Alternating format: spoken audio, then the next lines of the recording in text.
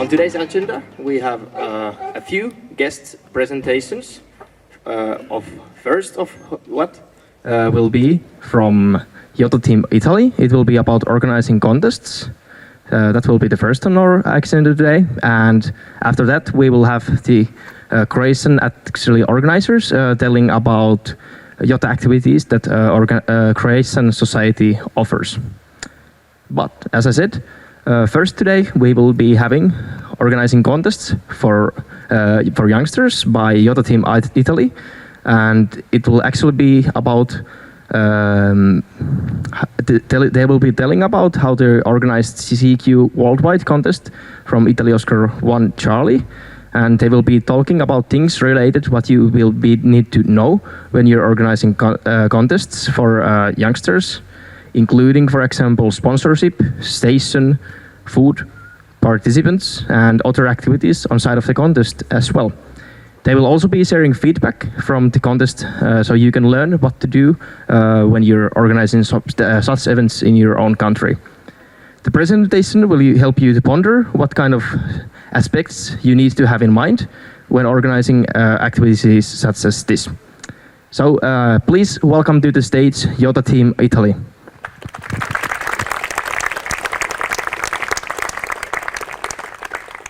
After COVID happened, this is the first bigger activities that we managed to organize, and it was a CQ worldwide contest from Torino. So as you see, starting to organize a contest after the pandemic was not easy. First, because all the COVID restrictions, so you had to have a minimum distance between people, to wear masks, and all the things that you already know probably. And also because many of the guys were actually scared, or maybe we tended to lose them a little bit. Because after years of doing basically nothing physical, but everything online, they got a little bored. So we asked our friend from Chieri to host us. They had already hosted us some years before during a radio club contest in Italy. And they were very happy with it, so they asked if it was possible to have us again for another event. This is something I wanted to talk about, especially if you are in first times of organizing some activity. You have to ask some radio clubs to help you. First, because ham spirit is almost common to everyone. So surely in your country there will be somebody that is willing to help you. And second of all, they have already a lot of things ready. So probably they'll be able to give you radios and antennas and maybe also a place to stay. So after this, also the budget, because organizing an activity can be very, very expensive. The more people you have, the more expensive it gets. So having also some adults or older people that can put some money into it is not bad at all, actually. So I recommend you ask them to help you, and they'll surely be happy to do it. It's not working? Okay. We asked Sergio, India Whiskey 1, Fox Sierra Quebec, that is one of the guys from Torino, and he managed to provide us both the location and the radio station. The location was actually provided by the Civil Protection. He's a member of it, so they gave it to him very happily. And after this, and thanks to Sergio, it was actually really easy and really quick to organize the activity, because 3 months of organizing, it's really a short time. And sometimes, or almost every time, you need actually more months to do it, at least 6 sometimes, if you start from 0. So the space was a big like container, and it's supposed to be for refugees during emergencies. So it already had a big space with a kitchen, and also a place with little beds, and a common room where we had a projector like this, and television, and couches, and everything to relax. Other thing, okay, catering. You know that catering can be expensive, especially, I don't know in your country, but in Italy, it's you need a lot of money. So since we had a little kitchen with us, we said, okay, why don't we just use that and ask some of the wives of the OM to come with us and help us prepare things. I mean, you just need a big pot and some water and you can cook pasta, or an oven and you can have meat. You know, it's actually pretty easy. And also, as you saw from the intercultural evening, if you ask everybody to bring only one thing, you end up with a whole bunch of food that you can eat. So also food sharing can be an option, and it's pretty cheap since you only spend a little money and then share it with everybody. Other thing, we resolved the COVID problem with an agreement that we did with the Red Cross volunteers that came to our location and helped us with COVID tests. So we all got tested, and we had no risk of infection because nobody was positive. Little thing is that a little problem that can happen is that if somebody actually gets positive when they get tested, they have to do the quarantine. So also this can be a little problem that you have to keep in mind.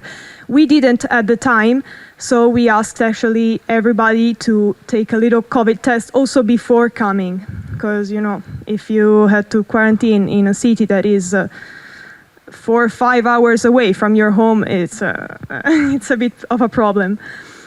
And after this, the first one that arrived helped all the other OMs to put up the antennas and the radio station that you were supposed to see here, but I don't think you can actually see because it's a bit light outside. And this is the kitchen, and this is the big table with all the food that we organized during the activity. Now, this was the radio station for who is interested. I mean, we are all ham radios, so I thought it can be interested for some ones. We had 3 Yaesu FT-DX10 and 1 Ecom 706, and then a whole bunch of antennas, like the field was full of them, and we had really a lot. There were actually more antennas than ham radio, I think. So 12 young ham radios joined us. We had a really vast age range because we had some young ladies that are here in the picture that were around 15, 16-year-olds, and also older people like, I don't know, for example, Andrea YOTA, India Uniform 8 HPE, that is currently 28. So it's a bit, 25? Ah, 9, sorry. I thought he was younger, I'm sorry. I'm doing him a compliment. So maybe also for getting more people, you can try and extend a little bit the age range, so to give the opportunity to participate also to older people. And okay, obviously, having this much of participants meant that some of them didn't know actually how to operate during a contest. Somebody never took part to one. So we just decided to do a little train the trainer on the spot and just put more experienced Sams with maybe less experienced. And we just help each other, and it was actually great. Everybody was happy. Yes, and that's it. The station was never empty. We tried at least. Maybe during lunch or dinner there were less people operating, but there were always at least 3 people in the room, so that if something happened, there were somebody that could help. And another important thing when you organize a contest is to set before the goal that you have, because if your goal is to win the contest or go in top 10, you have to organize it in a certain way. So you have to have a time schedule and really strict shifts. If you do it just for fun and for play, obviously you can be a little bit more fluid with it. So maybe don't even do a schedule and say, okay, do you want to go? Just go and help yourself. Obviously, we are Italian, so we said, oh, okay, no stress, just fun. And although we didn't mean to win, we actually did a pretty good thing, because we arrived 4th in Italy. So it's not bad for a beginners. And contest was not the only activities, as we thought that since not everybody was operating at the same time, we had to also make the others spend time in a fun way while waiting. So we had Normando in Zulu 6 Fox X-Ray Sierra organize a small presentation about FT8 and digital modes. For example, there was like why FT8 is why CW is more efficient than SSB but less than FT8, something like that. And we had board games and card games, and Claudia and Hannes were really happy about it because they played cards a lot of time. And few of us enjoyed playing PC games because one of the guys took their PC, and so we had a few games like, I don't know, I think there was Call of Duty or Truck Simulator, I think. I didn't play, so I actually don't know. And we had also the projector, so we could watch movies all together like a small cinema. And another fun thing was that Sunday night was Halloween, so we took the occasion and did a little, dress-up night. And this is us, all dressed up, so you can see Andrea being dressed up as a ham radio operator. And Claudia as Stitch. And then there is me as Morticia. And then we have Hannes that took the photo, actually. And and we spent the night just chatting together, eating candies, and watching the Simpson marathon that is every Halloween. It was very nice, actually. So I wanted to give you a little feedback of how this event went. The organizers were actually very happy. They said that they were happy on how we operated, they were happy on how we interacted with them, and actually we managed to get a nice bond also between oldsters and youngsters. It's not that easy if you already have experience with that. You can understand what I mean. And we already are trying to to organize the next activity together. We don't know what it will be yet, but there should be one. Okay, we have blankets. And also youngsters were very happy. The ones who made first experience actually managed to make some friends, and because of this, they opened up a little bit and probably will take part to next activities. And four of them became liked it this much that they actually came to this YOTA camp. So if you want to come, guys, yes, you want to come, I'll answer for you. So we were all four at the contest. And now we are here to show you guys our experience. So Hannes will start. Andrea? So it was very funny because I'm entered the YOTA group during the COVID. So I never have experience with the YOTA group, so it's my first time. It was my first time. Very, very friendly, very a family.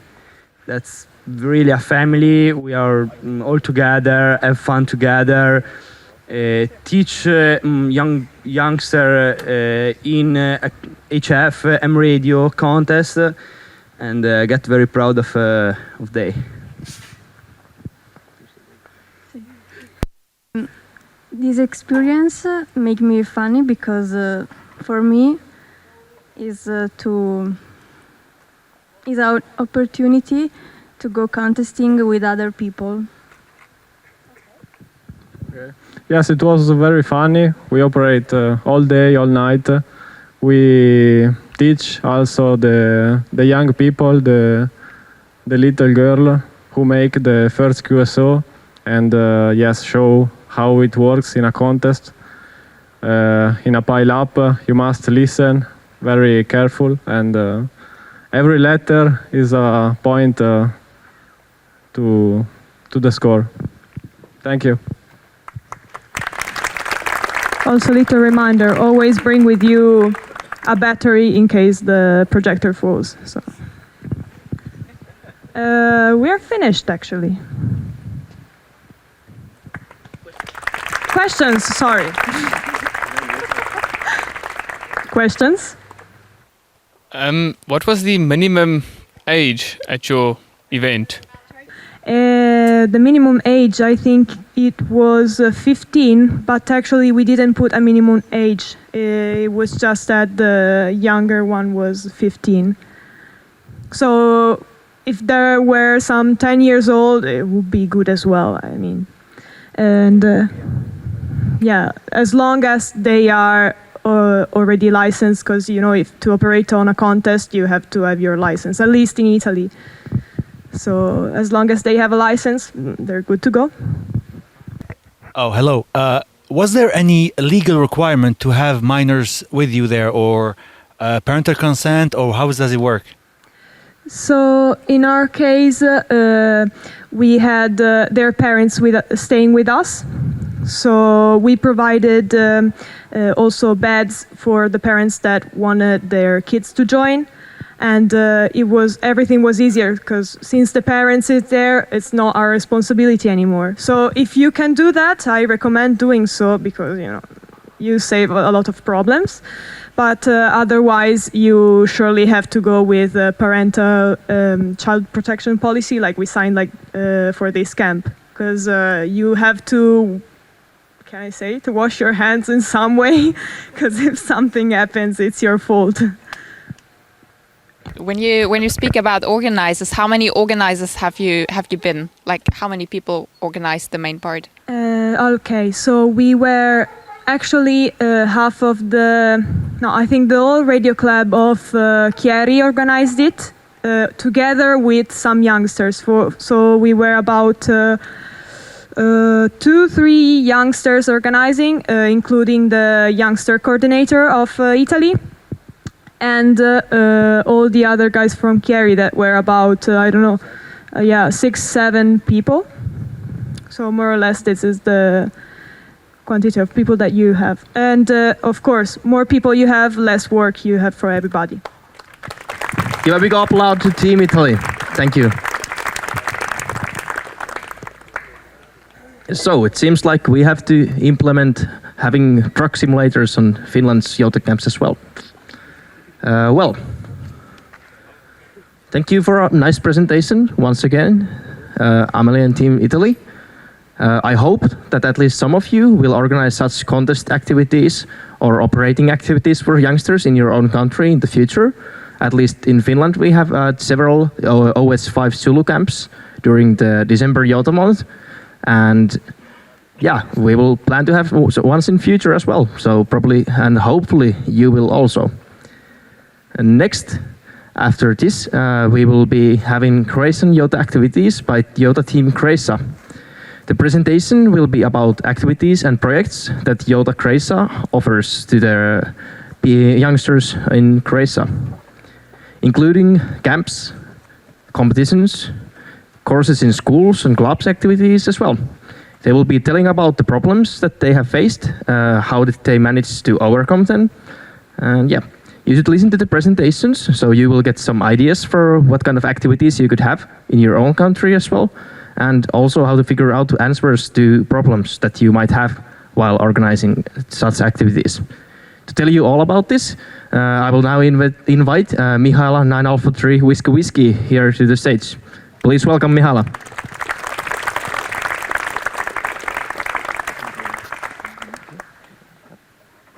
So, as you can imagine, our biggest project in the past 3 years has been this camp. But that's not just for Croatian youth, so I will not talk about this, but if you will have questions at the end, I will answer them. In the other activities we offered, we had 7 different camps.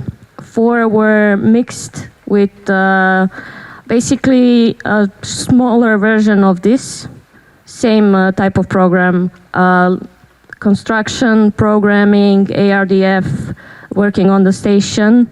And in some cases, when we had smaller kids, we also did courses, and we managed to collect around 45 new youngsters on these camps. Last one was on Sljeme, which resulted in 20 new youngsters, age between 12 and 16. And the one before that was in Pazin. It was like a long weekend camp with around 15 campers and 7 new youngsters.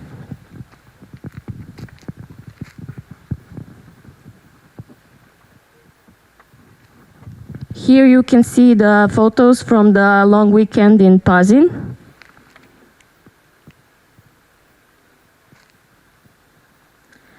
The other project we did was something similar to Train the Trainer, but also different. So our goal was to teach youngsters that we have the possibility and capabilities to become the trainer. But the program was not like this, sharing experiences. It was more focused on how to write projects, how to plan funding, how to apply for EU funding for projects and similar stuff, so that you are not so dependent on HRS, but you can apply to Erasmus and such stuff and get funding for your ideas. Aside from these camps, we also have courses in different parts of Croatia, mostly organized by local clubs. But I think the most successful one, without a doubt, would be the one that brought me here with you 10 years later, which was started by the DX Club and Emil 9 Alpha 9 Alpha and Nikša 9 Alpha 5 Whiskey. 10 years ago, they started a course in Zagreb with the technical school of Ruđer Bošković, and about basically most of the youngsters involved in the organization of this camp came throughout the years from that course. And I think it shows that such a project is still standing 10 years later.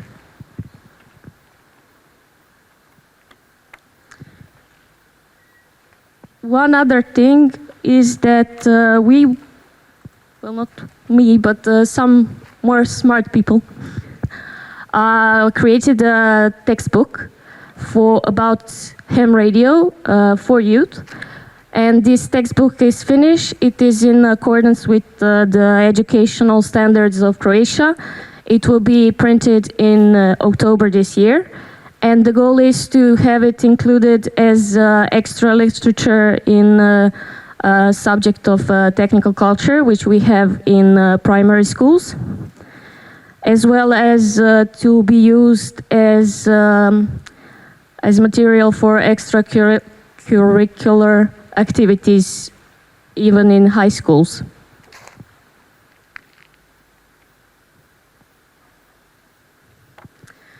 So I guess the goal that we have right now is to bring more awareness to the radio amateurism itself in Croatia, because it's not something a lot of people know about, which is why you have seen so many media coverages during this week.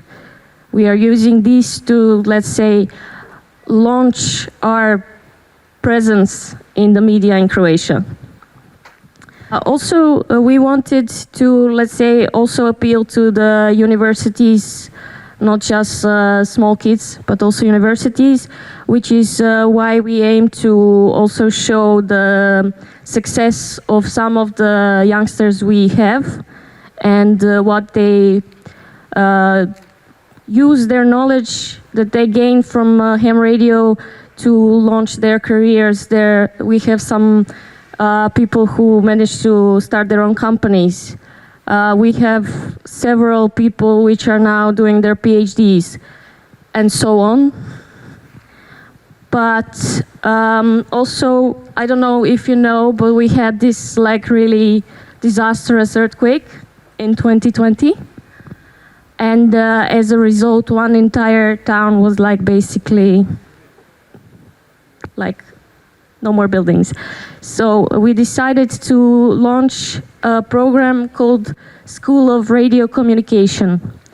And the first one will be in Petrinja, which was the hardest hit by the earthquake. And the goal is to put a station in the newly opened school and teach the kids how to react and how to use radio communication in disastrous situations. We will start with the school in Petrinja, and then we will also connect it to other nearby towns and cities that were also hit by this earthquake. Some of the major issues that we have, and I believe that it's probably the same in most of your countries, is the lack of interest by the local clubs. Not everyone wants to work with youth, not everyone wants to explain anything to the youth. Some have this perception that if we are young, we do not know. Have you ever experienced this in your countries? Yes? Yes, I thought so as well. I would like to have a solution for this, but we're still working on it. But if you have any ideas, I'm open to suggestions. Anyone? Okay.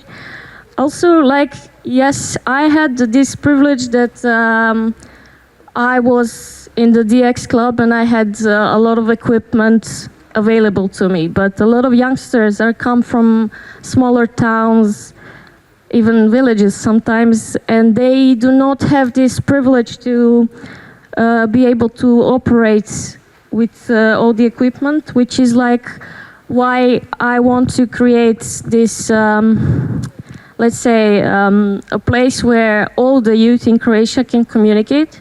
Because, for example, I know there is youth in Zadar, but I know no one personally. And I know there is youth in Pula, but I know no one personally. And so on and so on. So there is a lot of, let's call it miscommunication and zero communication among the youth in different parts of Croatia. and we want to break this and create like a uniform community for all youngsters in Croatia. I guess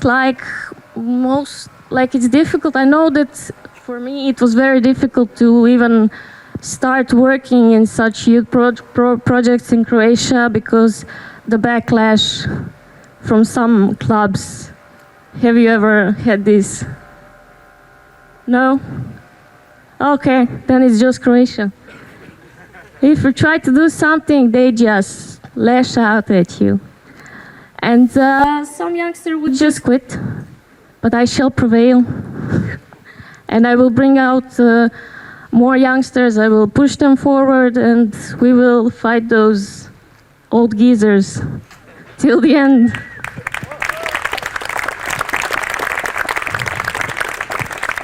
Now I am finished, so you can start with your questions. So I'm very interested in this textbook. If you plan to, I know it would be a lot of extra work, but is there any plan to translate it into English so we could translate it into our languages? Well, like at this moment, no, but maybe sometime in the future. But for right now, no, unfortunately. I think it's a great initiative. Definitely, because now we don't need to learn stuff from like old textbooks that are like from before Croatia was a country. A question about this camp specifically. How were you selected to host this camp? Was it like random, or did you have to meet some criteria, or how was it? You mean how was Croatia chosen? Yeah. You applied to the Philip, and then Philip says yes or no. Yeah, I was actually wondering how would you actually tackle the poor youth communication, because I see that the same like challenges also in Germany, and we have like a chat group, but it doesn't got a lot of traction and stuff. So what are your ideas on that? Well, the first idea was to create a youth corner at our webpage. It's a fail. Because do you ever look at the webpage of your country society? Yes, and we've made it look good. Okay, I will ask questions. Then we started a WhatsApp group. It died after like 3 or 4 days. And our newest project was made by Aaron over there, Wave. It's a Discord group. And it's been up running a month now, give or take. And there is still some action there, so let's hope it works in the long run. As long as I am the one organizing it, I'll make sure it runs. I like the attitude. Yes, so I have something to add about the textbook thing. I will just shortly tell what we are doing in Finland. We have had the old books, really old ones that are like not up to date anymore. So for a couple of years we have planned for this e-book that you can read on any device. We are going to produce it as a textbook also to print it out. But with the book we are having this Moodle, what is it? This learning software. So when the courses are running, they will have this place in the internet where they can chat, they can have the textbook, they can ask questions to the teachers, like send them through the application. They will have tasks, so like small exams in there to test out what they have learned. We are saving the videos from the course lectures there. This is the whole set of things that we have in this learning application. So if you want to ask questions from me about it, I will tell you about it. It's something that maybe would be good for youngsters because they are not even like that used to reading books. So something like this would be nice for other countries as well. Maybe just a short question about the book in general, like how it came to be. How do you go about collecting the information and deciding what is important and what isn't? Who do you consult? Well, I don't think I'm the right person to answer this question since I didn't write it. But we can forward this inquiry to the author, and if he replies before the camp ends, I will get back to you.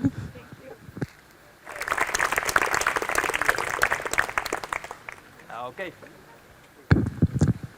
Thank you, Mihaela. I hope from also this presentation, a lot of you learned something at least. I'm actually curious to ask how many of you have some kind of WhatsApp, Discord, maybe Facebook group if someone is in Facebook, in their own country for youngsters. Please raise your hands. It's quite many. I'd say even more than a half. So that less than a half who don't have, maybe you should consider that, because we also put up a Discord group in Finland at the start of the year, and it has managed really well, and it's active almost on daily basis, and you can get answer really easily if you have anything what you wonder about. So I suggest trying that kind of thing, because it's not what is hard is getting the people there, but the upkeeping of it is easy, and you can easily inform if you have anything like upcoming activities. Maybe you can ask someone for a sketch, maybe you need help for some technical projects, because there would be a lot of people with different backgrounds of education there, so you can easily have answers if you have anything to ask anyone. Yeah. Thank you, Mihaela, for having this presentation here.